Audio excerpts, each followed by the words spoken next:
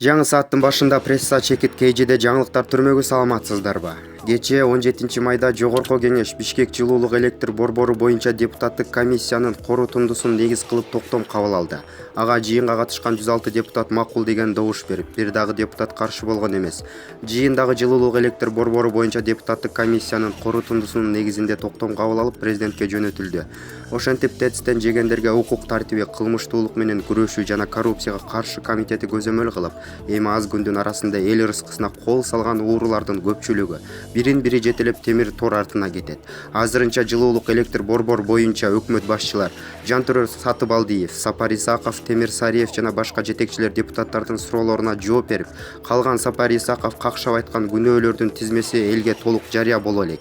Бизге жеткен тар чөйрөдөгү маалыматтарга таянсак, мурдагы өкмөт башчы Сапар Исаков 2-3 күндүн арасында камакка алына тургандыгын уктук. Ага кылмыш иши Тогуз Тородогу болуп өткөн окуя, ГЭС куруунун айланасындагы чыр, Бишкек жылуулук электр борборундагы кырсык, акылдуу шаар жана башка маселелер. Баса Сапар Исаковдун учурда Туркияда 2 заманбап мейманканасы бар экендиги тууралуу имиштер айтылып жүрөт. Ошондой эле Максим Бакиевке тиешелүү кортеждерди бир тууган иниси Сапар Исаковго арзан баада менчиктештирип койгону айтылууда. Булак Назар News KG сайты.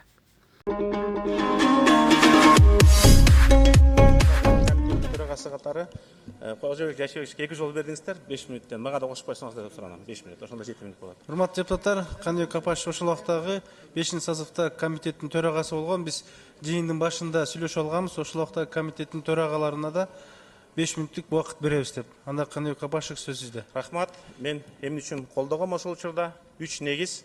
Ошол учурда стенограммада жазылып турат. 3 комитеттин 5 фракциянын чечими бар деп. Ошон үчүн колдогом. Менин үчүнчү колдогом 10 сентябрда Кытайдын президенти, мамлекет башчысы Си Цзиньпин официалдуу визит менен келатат деди. 10 сентябрда. Ошону биз 9 сентябрда колдогонбуз.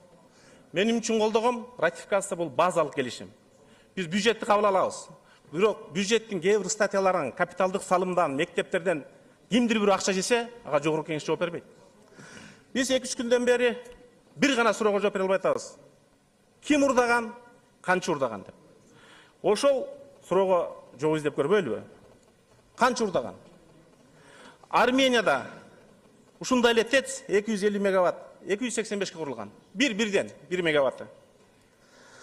Өзбекстанда 870 мегаватт, 484 ремонт болгон. 2 арзан болгон.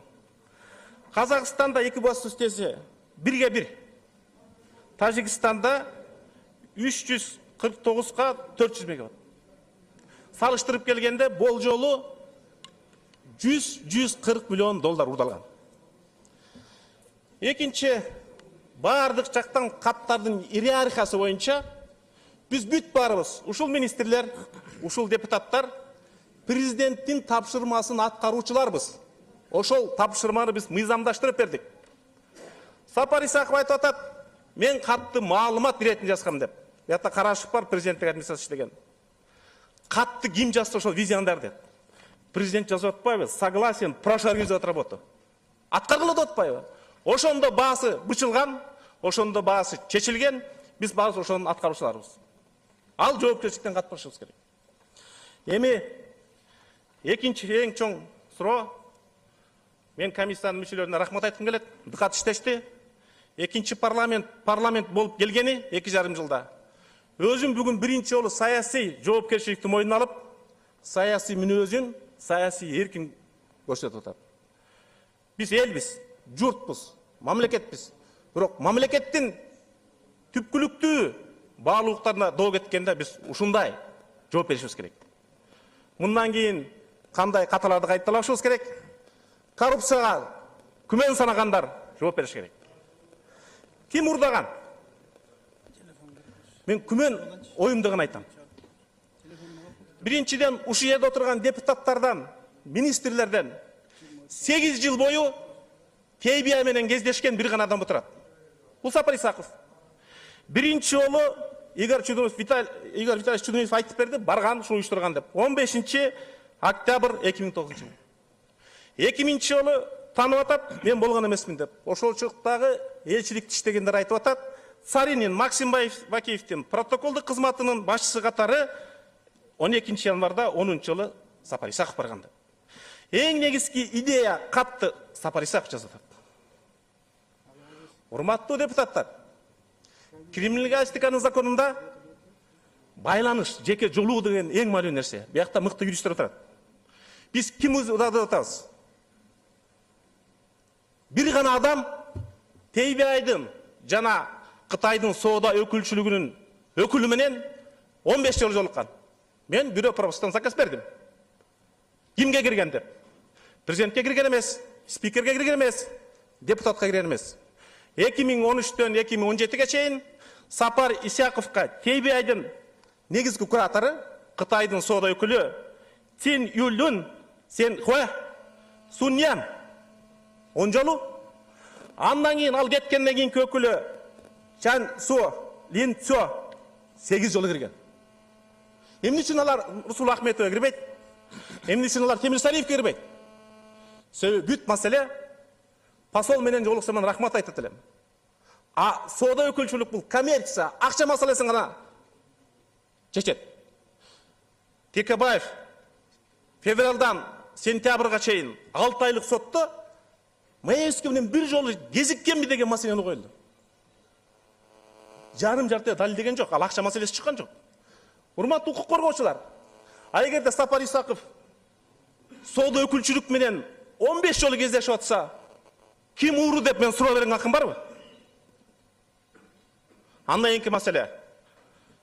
Азыр Бешимов мырзанын каты айтып атпайбы, бул Кыргызстандын кызыкчылыгына жооп келбейт деп. Жооп болбой атпайбы? Азыр Нурсулу Ахметова жолуктум. Ал кат жазды президентке. Президенттен да жооп болбой атпайбы? Кандай жыйынтык чыгарышыбыз керек? Эмне үчүн дагы мен күмөн санайм? Себеби 50 миллион доллардан аштык долбоорлорда чыр чыкса, бүт барында Сапар Исаковдун аты бар. Кошуп койгула. Лавров отурат. 20 жыл берем. Бирок бир тыйын ушул киши урдады деп күмөн санаганга мен акым жок. Эмне үчүн өзү тышкы саясатта болот дагы Чайна Руттун неофициальный Кыргызстандагы куратору Сапар Исаков. Чайна Руттун президенти Сапар Исаковка 8 жолу кирип атат. Ошолор дипломатияны талкуулады. Урматтуу депутаттар. Андан бөлөк мөңгү маселеси. Мен укук коргоо органдарына кайрылам. Буга чейинки бир да премьер-министр алтынын урдаткан Кыргызстан. Бирок мөңгүсүн талкалаган эмес.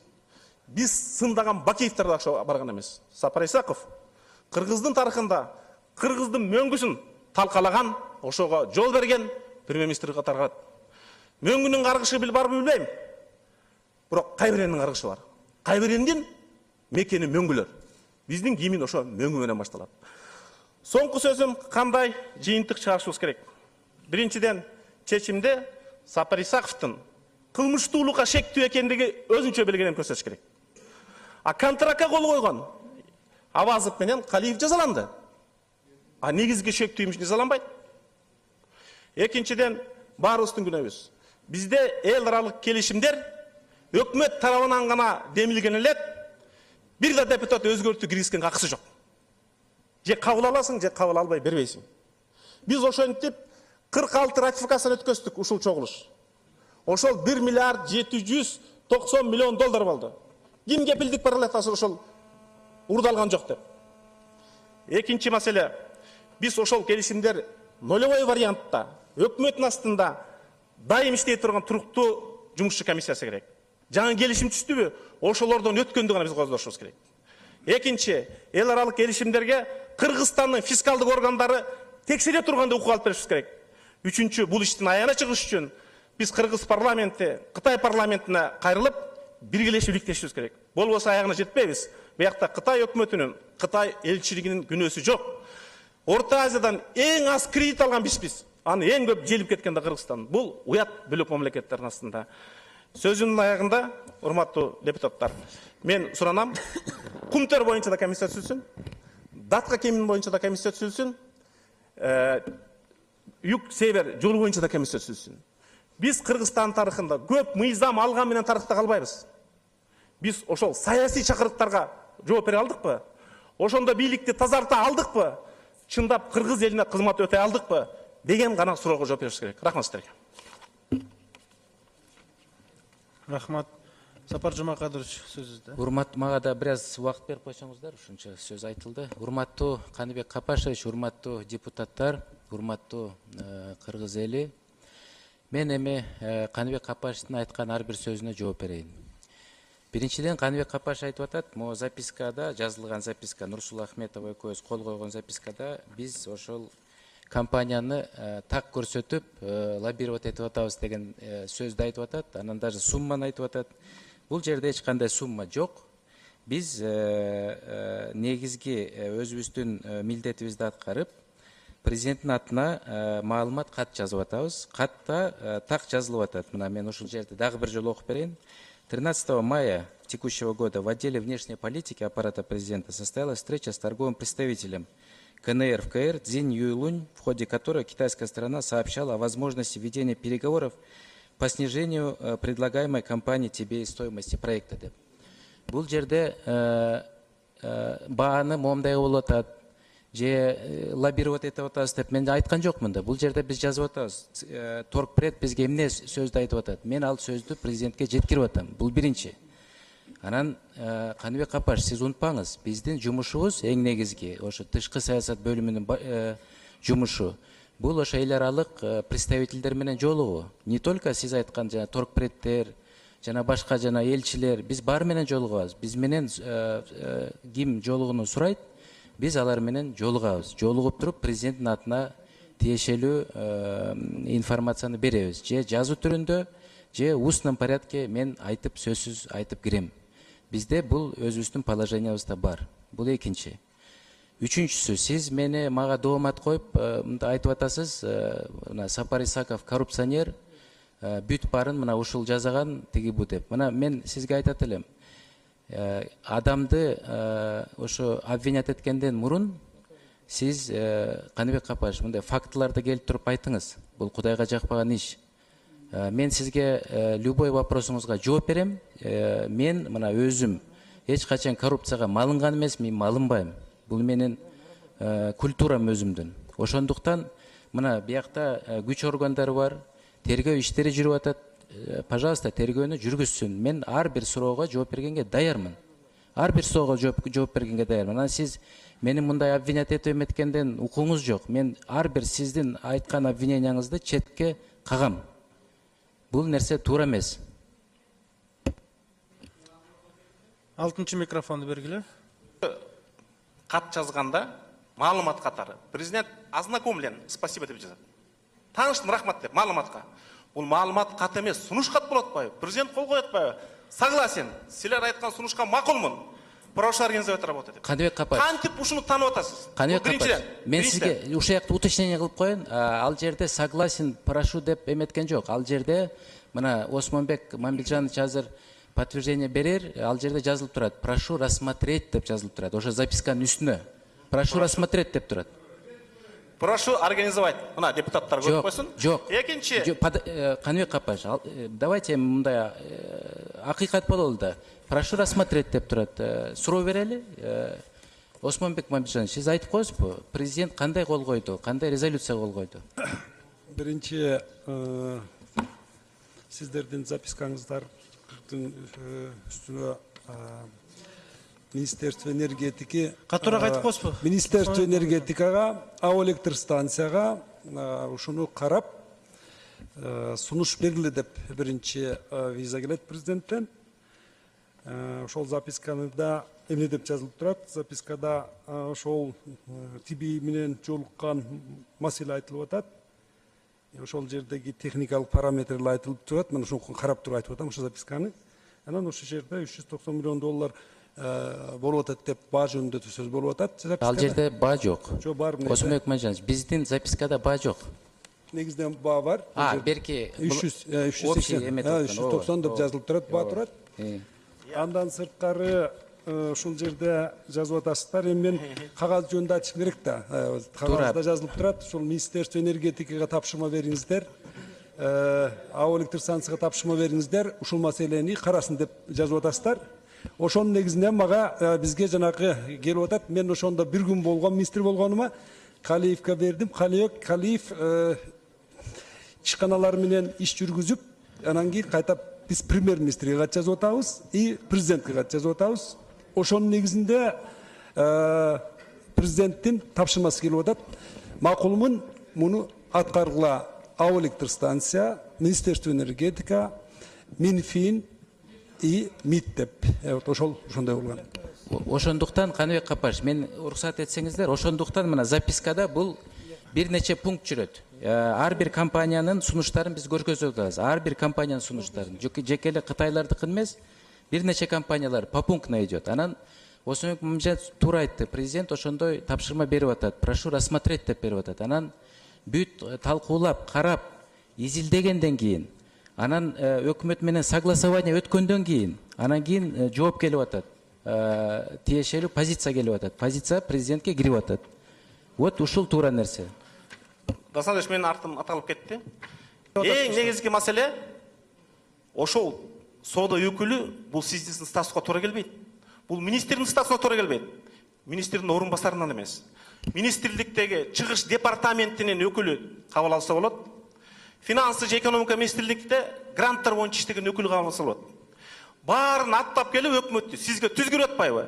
Себеби Максим Бакиев менен барганда сиз менен таанышкан, андан мурун Чудинов менен барганда сизге таанышкан, 2010-жылы революцияда качып кетишкен, 2013 сиз бөлүм башчы болуп келгенде кайра келген. Сиз Максим Бакиевден Алмаз Шашеновичке өткөзгөн көпүрө болуп атпайсызбы? Бул хронологияда алып атпайбы? Экинчи. Сиз эмне үчүн миллион мигрант жашаган Россиянын посолун 15 жолу кабыл албайсыз? Же Казакстан менен проблемабыз бар, же Өзбекстан менен. Мына дипломат ошол жакта.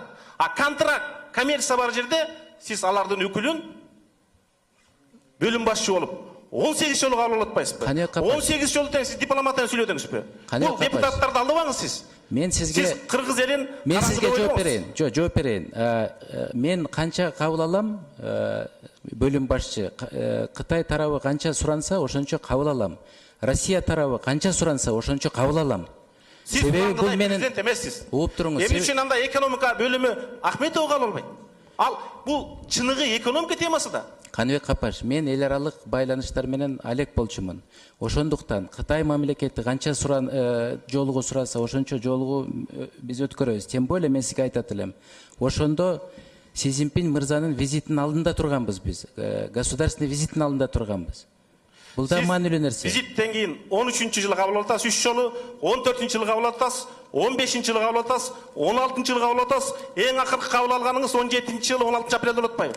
Себеби 8 жыл бою проект башталып бүткөнчө Кыргызстандан жалгыз сиз гана жолугуп атпайсызбы? Кимден күмөн салаш керек анда? Себеби ар бир кабыл алуунун өзүнүн себеби бар. Бир маселе менен келет, маселени коет, маселени биз президентке жеткиребиз.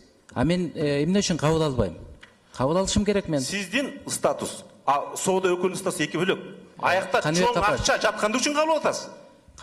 Эмне үчүн тиги Өзбекстандын посолун, Тажикстандын посолун мен баарын кабыл алчумун. Өзбекстандын посолунда, Тажикстандын посолун, башка элчилердин баарын кабыл алчумун. Анан сиз Чудинов Игорь Витальевичке да ссылка жазып атасыз. Пожалуйста, давайте өзүнөн да сурап көрөлү. Ал киши жокто мындай воспользоваться этип айтып атасыз сиз. Давайте Игорь Витальевичти чакыралы азыр тоже. Чакырып сурайлы. Келсе айтат бош керек, оюнда угатса керек. Сапар Жумакадович келсе айтат. Анда кийинки 6-чы микрофон кандай Капаш бүтүрсөңүз? Ал айтты, ошондо Сапар Исаков бөлүм башчы катары уюштурган. Бул 13-жылдын октябрында, 9-жылдын октябрында болгон. Мен келгенден кийин бир жумадан кызматтан алышкан деди.